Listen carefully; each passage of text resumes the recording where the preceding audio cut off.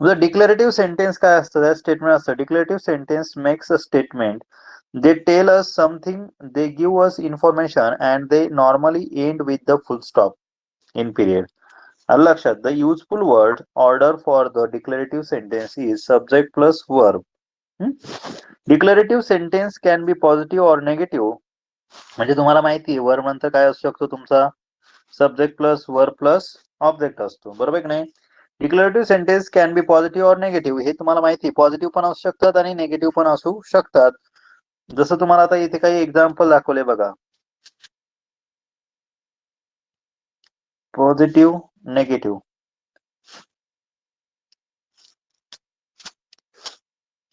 एक मिनिट बघा, इथे उदाहरण आहे बघा. पॉझिटिव्ह मध्ये दिसतंय तुम्हाला एक? पॉझिटिव्ह मध्ये उदाहरण आहे आय लाईक कॉफी. निगेटिव्ह मध्ये काय उदाहरण आहे? I do not like coffee. दिसतंय तुम्हाला? सर तिथे डोंट पण येऊ शकते ना? हो, डोंट पण येऊ शकतो. पॉझिटिव्ह मध्ये काय होईल? याचं तुम्हाला मी सांगितल्याप्रमाणे ते काय येणार? Plus object. आता बघा, डिक्लेरेटिव्ह सेंटेन्स जे असतं can be positive or negative. तुम्हाला जसं सांगितल्याप्रमाणे पॉझिटिव्ह सेंटेन्स असेल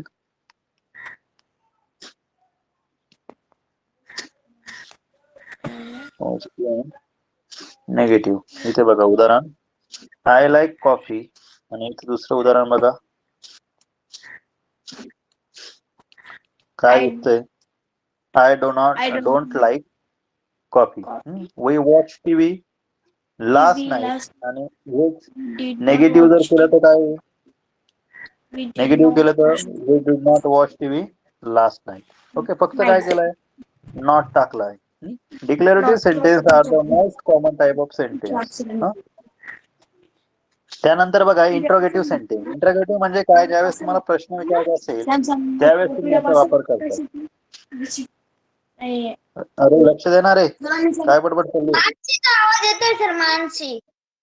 मानसिक काय चाललंय? लक्ष नाहीये.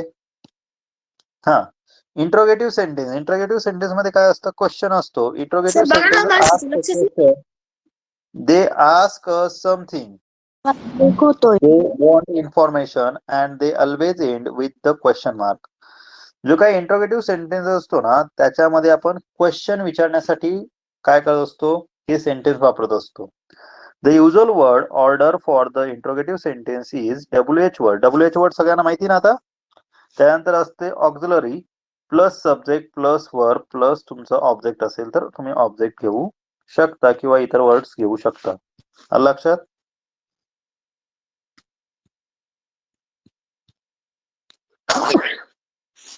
ओके, पुढे बघा. Interrogative sentence can be positive or negative. Interrogative सुद्धा तुमचं पॉझिटिव्ह आणि निगेटिव्ह दोन्ही प्रकारचे असू शकतात. जसं एक्झाम्पल आहे बघा, एक पॉझिटिव्ह घेऊया, एक निगेटिव्ह घेऊया. Do you like coffee? आणि निगेटिव्ह काय होईल? Don't you like coffee. कळतंय तुम्हाला सेंटेन्स? पॉझिटिव्ह मध्ये तुम्ही जर घेतलं तर बघा, पॉझिटिव्ह मध्ये काय वापरणार? Do you like coffee. हे झालं तुमचं पॉझिटिव्ह सेंटेन्स. आणि निगेटिव्ह मध्ये डोंट यू लाईक कॉफी. त्यानंतर बघा पॉझिटिव्ह मध्ये डू यू गो आणि Y didn't you go. Negative. दोघांमधला फरक कळतोय तुम्हाला? त्यानंतर बघा पुढे आहे इम्पेरेटिव्ह सेंटेन्स. आता इम्पेरेटिव्ह काय असतो ते समजून घ्या.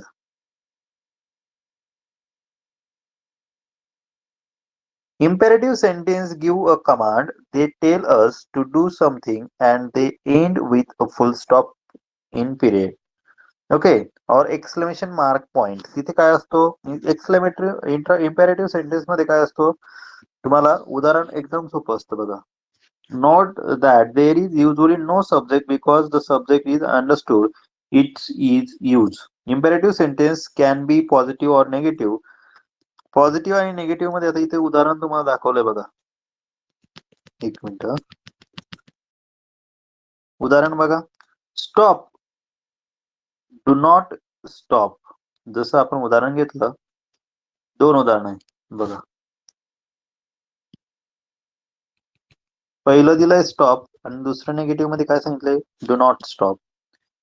त्यानंतर पॉझिटिव्ह मध्ये बघा, येते का लक्षात? Give her coffee, don't give her coffee. येते का लक्षात? येते का सेंटेन्स दोघांमध्ये? इम्पेरेटिव्ह सेंटेन्स मध्ये काय आहे? हा, इम्पेरेटिव्ह सर सेंटेन्स कमांड मध्ये म्हणजे निगेटिव्ह मध्ये काय येईल? कमांड हो, कमांड म्हणजे काय असते? काही ठिकाणी ऑर्डर असू शकते, काही ठिकाणी रिक्वेस्ट असू शकते. हा, इथे जसं बघा, स्टॉप म्हटलं तर ऑर्डर येईल ना, आणि डू नॉट स्टॉप म्हटलं तर ही पण ऑर्डर आहे. ओके. पुढचं बघा, एक्सक्लेमेटिव्ह सेंटेन्स. एक्सक्लेमेटरी सेंटेन्स काय असतं? ते एक्सक्लेमेशन असतो. ज्या वाक्यामध्ये आपल्या मनातल्या भावना असतील आणि त्या भावना अचानक व्यक्त झाल्या तर त्याला एक्सक्लेमेटिव्ह सेंटेन्स म्हटलं जातं. बोला. जिथे त्याच्यामध्ये काय असतं? Strong emotion. हा, काय? एक्सक्लेमेटरी सेंटेन्स मध्ये सर्वात पुढे किंवा मागे एक्सक्लेमेशन मार्क असतो. त्याने कळतं एक्सक्लेमेटरी मी तेच सांगणार होतो पुढे. हे काय बघा ना, an exclamation and they always end with the exclamation mark. याच्यामध्ये काय असतो? नेहमी एक्सक्लेमेशन मार्कचा वापर केलेला असतो. They usually word order for the exclamative sentences. जसं बघा, इथे दिलंय तुम्हाला what plus objective plus noun plus subject plus verb, आणि मग शेवटी घेतला तुम्ही ऑब्जेक्ट घेऊ शकता. ओके. इथे तुम्ही हाऊ नंतर पण हेच वापरू शकता. 2 उदाहरणं दिले तुम्ही. इथे WH ला कुठलं घेऊ शकतात? तो पण एक एक्सक्लेमेशन. हो हो. पुढे बघा. Look at this example. What a liar he is. What an exciting movie it was. How he lied. How exciting the movie was. इथे तुम्ही काय केलंय? या शब्दांचा वापर करून एक्सक्लेमेटरी सेंटेन्स बनवलेलं आहे. हा, येते का लक्षात सर्वांना? जसं बघा, 4 प्रकारचे 4 शब्द Yes, तुम्हाला sir. दाखवले आहेत. हा, डिक्लेरेटिव्ह सेंटेन्स मध्ये ही स्टॉप, इंटरोगेटिव्ह मध्ये डिड ही स्टॉप, इम्पेरेटिव्ह मध्ये स्टॉप, आणि एक्सक्लेमेटिव्ह मध्ये हाऊ ही स्टॉप. ओके. यांच्यामध्ये सगळ्यात महत्वाचं असतं, which sentence type is the most common. आता आपण शिकलो आहे. सांगा बरं, कुठला आहे मोस्टली आपण वापरतो? डिक्लेरेटिव्ह सेंटेन्स आपण वापरतो की नाही मोस्टली? हो. तुम्ही कोणताही सेंटेन्स डिक्लेरेटिव्ह सेंटेन्स मध्येच बोलतात बघा. Who come to the party. Which sentence type is use. कुठला आहे सेंटेन्स? इम्पेरेटिव्ह. इम्पेरेटिव्ह आहे. अरे इंट्रोगेटिव्ह ना. प्रश्न विचारला ना. प्रश्न विचारला ना. Which sentence type does not usually use a subject. Subject वापरत नाही त्याच्यामध्ये. इंट्रोगेटिव्ह मध्ये वापरतो आपण, इम्पेरेटिव्ह मध्ये नाही वापरत. आलं लक्षात? हो. ओके. बाकीची माहिती तुम्हाला मग आता व्हॉट्सअप करतो मी. स्कोरीज काय? ते काही नाही. ते लक्षात राहतील हे सेंटेन्स? Yes, हो sir. सर. 4 प्रकारचे सेंटेन्स आपण बघितले. त्याच्यावरती काही प्रश्न पण बघितले आपण. ओके. Yes, sir. ओके. लक्षात ठेवा, फक्त एकदम सोपे आहे आणि तुमच्या मनाने 5-5 सेंटेन्स प्रत्येकाने तयार करून मला व्हॉट्सअप करायचे. ओके. हो सर. हो. हो हो. आता तुम्ही व्हॉट्सअप डायरेक्ट ग्रुपला केलं तरी चालेल. एखादा सेंटेन्स आपण पाठवा, आम्ही सांगतो की नाही, त्याचं नाही येणार. तुम्ही असं करा डायरेक्टली. ओके. ठीक आहे.